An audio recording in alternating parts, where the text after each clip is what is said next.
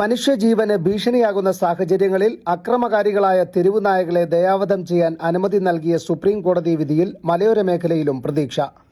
അലഞ്ഞുതിരിയുന്ന തെരുവു നായകളുടെ ആക്രമണങ്ങൾ തുടർക്കഥയാകുന്ന ഘട്ടത്തിലാണ് വിധിയെത്തിയത്. കേരളത്തിൽ പൊതുവെ തെരുവുനായ ശല്യം അതിരൂക്ഷമാണ്.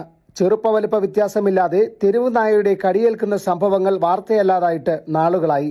വാക്സിനെടുത്ത കുട്ടി പോലും പേവിഷബാധയേറ്റ് മരിച്ച ദാരുണസ്ഥിതി പുനലൂരിൽ നിന്നും നാം കേട്ടതാണ്. കൊല്ലം ജില്ലയുടെ കിഴക്കൻ പ്രദേശങ്ങളിൽ ഒട്ടുമിക്ക ദിവസങ്ങളിലും തെരുവുനായയുടെ കടിയേൽക്കുന്ന വാർത്തകളും എത്താറുണ്ട്. ദിവസങ്ങൾക്ക് മുൻപ് ക്ഷേത്രത്തിൽ അന്നദാനത്തിനെത്തിയ കുട്ടികളെയടക്കം തെരുവുനായ കടിച്ചിരുന്നു. പത്തനാപുരത്തായിരുന്നു ഈ സംഭവം. അപകടകരമായ സാഹചര്യത്തിലാണ് സുപ്രീം കോടതി വിധിയെത്തിയത്. തെരുവുനായ്ക്കളെ റോഡുകളിൽ നിന്നും പൊതുസ്ഥലങ്ങളിൽ നിന്നും മാറ്റണമെന്ന 2025 നവംബറിലെ ഉത്തരവിൽ മാറ്റം വരുത്താൻ സുപ്രീം കോടതി വിസമ്മതിച്ചു. വന്ധ്യംകരണത്തിന് ശേഷം നായ്ക്കളെ വീണ്ടും പഴയ സ്ഥലങ്ങളിൽ തന്നെ തുറന്നുവിടരുതെന്ന ഉത്തരവ് പിൻവലിക്കണമെന്നാവശ്യപ്പെട്ട് മൃഗസ്നേഹികൾ സമർപ്പിച്ച ഹർജികൾ തള്ളിയാണ് വിധി സ്ഥിരീകരിച്ചത്. നായ്ക്കളെ പുതിയ സ്ഥലങ്ങളിലേക്ക് മാറ്റുന്നത് അവരിൽ ആശയക്കുഴപ്പമുണ്ടാക്കുമെന്നും ഇത് ആക്രമണങ്ങൾ വർദ്ധിപ്പിക്കുമെന്നുമായിരുന്നു മൃഗസംരക്ഷണ പ്രവർത്തകരുടെ വാദം.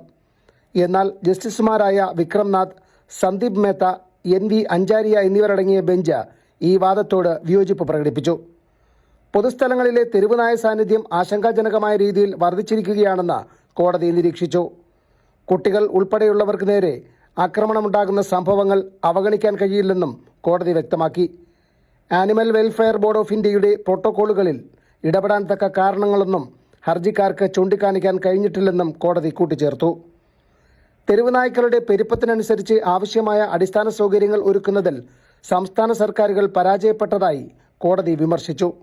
ആസൂത്രണമില്ലാതെയാണ് വന്ധ്യംകരണവും വാക്സിനേഷനും നടപ്പാക്കിയത്. കൃത്യമായ ദീർഘവീക്ഷണത്തോടെ സംസ്ഥാനങ്ങൾ പ്രവർത്തിച്ചിരുന്നെങ്കിൽ സ്ഥിതി ഇത്രയും വഷളാകില്ലായിരുന്നുവെന്നും കോടതി ചൂണ്ടിക്കാട്ടി. സംസ്ഥാനങ്ങൾ ചട്ടങ്ങൾ കർശനമായി നടപ്പാക്കണമെന്ന് പറഞ്ഞ കോടതി എല്ലാ ജില്ലകളിലും കുറഞ്ഞത് ഒരു അനിമൽ ബർത്ത് കൺട്രോൾ കേന്ദ്രമെങ്കിലും സ്ഥാപിക്കണമെന്ന് നിർദ്ദേശിച്ചു.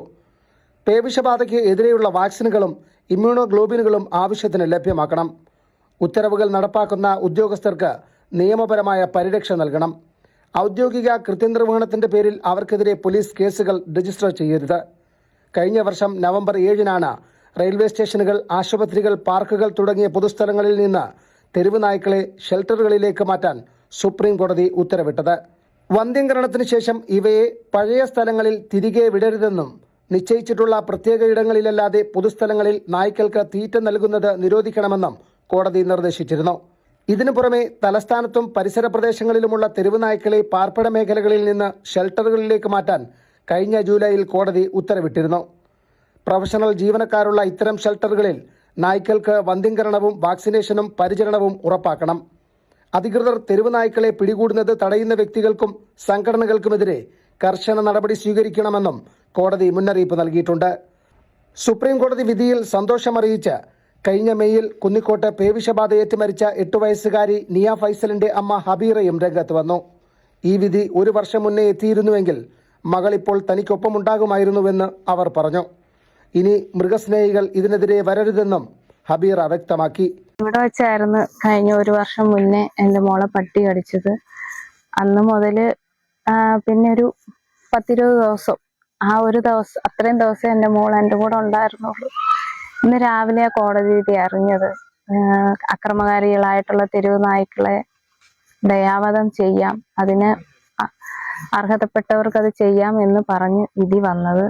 അതിലെനിക്ക് സന്തോഷം, ഒരു ഭാഗം സന്തോഷം, ഒരു ഭാഗം സങ്കടം. കാരണം ഇന്ന് 1 വർഷവും 14 ദിവസവും ആയി എൻ്റെ കുഞ്ഞ് മരിച്ചിട്ട്. ഇപ്പം ഇങ്ങനൊരു വിധി വന്നു. അത് ആ 1 വർഷം ഗ്യാപ്പിൽ വന്നതിൽ സന്തോഷം. പിന്നെ 1 വർഷം മുന്നേ വന്നിരുന്നെങ്കിൽ, കഷ്ടപ്പെട്ട ഒരമ്മ എന്ന നിലയ്ക്ക് 1 വർഷം മുന്നേ വന്നിരുന്നെങ്കിൽ എൻ്റെ മോളെ പോലെ ഒരുപാട് കുഞ്ഞുങ്ങളെ സംരക്ഷിക്കാമായിരുന്നു.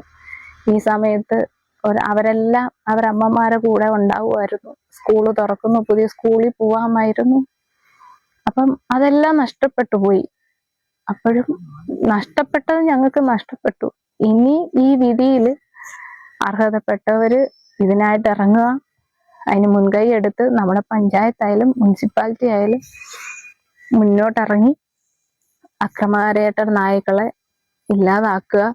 പിന്നെ ഈ വിധി വന്നതില് മൃഗസ്നേഹികളായിട്ടുള്ളവര് ഇതിനെതിരെ ഇറങ്ങാതിരിക്കുക. കാരണം അവര് മറ്റു തെരുവ് നായ്ക്കളെ കടിക്കുന്നതോടുകൂടെ അവർക്കും അതൊരു സങ്കടമായി പോവല്ലേ. കാരണം അല്ലാതെ അലഞ്ഞു തിരിഞ്ഞ് നടക്കുന്ന നായ്ക്കളെ ഈ നായ കടിക്കുമ്പോൾ അവർക്കും ഈ അസുഖം വരും. അങ്ങനെ അവർക്കും ജീവൻ ഇല്ലാതായി പോകും. അപ്പൊ അതില് എല്ലാരും ഈ വിധിയെ അംഗീകരിക്കുക, ഉൾക്കൊള്ളുക. നമ്മുടെ നാട്ടിന് പരസ്പരം ഇപ്പൊ കുഞ്ഞുങ്ങൾക്ക് മനുഷ്യനെ വലിയവരെ കൊണ്ട് ഉപദ്രവം ഉണ്ടായി കഴിഞ്ഞാൽ അവരെ പിടിച്ച് ജയിലിൽ ഇടുന്നില്ലേ, അതുപോലെ മൃഗങ്ങളിൽ നിന്ന് ഉപദ്രവം ഉണ്ടാവുന്നത് നമ്മൾ തന്നെ അതിനെ തടയുക. ഈ ഒരു വിഷം ശരീരത്തിൽ കയറിക്കഴിഞ്ഞാൽ മരണം ഉറപ്പാണ്. വേറെ ഒരു മരുന്ന് കൊണ്ടും അതിന് ജീവൻ നിലനിർത്താൻ കഴിയില്ല. ഒരു 10 ദിവസം നീട്ടിക്കൊടുക്കാൻ പോലും പറ്റില്ല.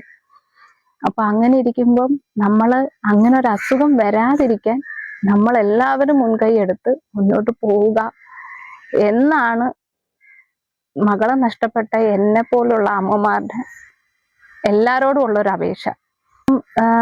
ഈ ഒരു വർഷം ആവുന്നതിന് മുമ്പ് എൻ്റെ കുഞ്ഞ് മരണപ്പെടാൻ കാരണം ആ ഡോക്ടേഴ്സ് ആണ് എന്ന് കോടതിക്കും പൂർണ്ണമായിട്ട് ബോധ്യം വന്നതിൽ അവർക്കെതിരെ FIR ഇട്ടു. അത് എൻ്റെ ഒരു നിയമ പോരാട്ടമായിരുന്നു. കാരണം ഒരു ഡോക്ടറിന്റെ കൈപ്പിഴവ് കൊണ്ട് ഇനി എത്ര വർഷക്കാലം ജീവിച്ചിരിക്കാൻ പറ്റുന്ന ഒരു കുഞ്ഞിന്റെ ജീവൻ ഇല്ലാതായിപ്പോയി. അങ്ങനെ ഓരോ ജീവനുകളും നഷ്ടപ്പെടാതിരിക്കാൻ വേണ്ടിയിട്ടുള്ള ആ നിയമ പോരാട്ടത്തിലും ഞാൻ വിജയിച്ചു. ഇപ്പം ഈ സുപ്രീം കോടതിയുടെ ഈ വിധിയിലും എൻ്റെ മോള് വിജയിച്ചു. എൻ്റെ മോള് 2 വിധിയിലും ഈ ഒരു വർഷക്കാലത്തിൽ ഞാൻ വിധി നേടിയെടുത്തു എന്ന് പറയാം. അതില് ഞാൻ സമാധാനം, സന്തോഷം ഉൾക്കൊള്ളുന്നു. News bureau, Punalur.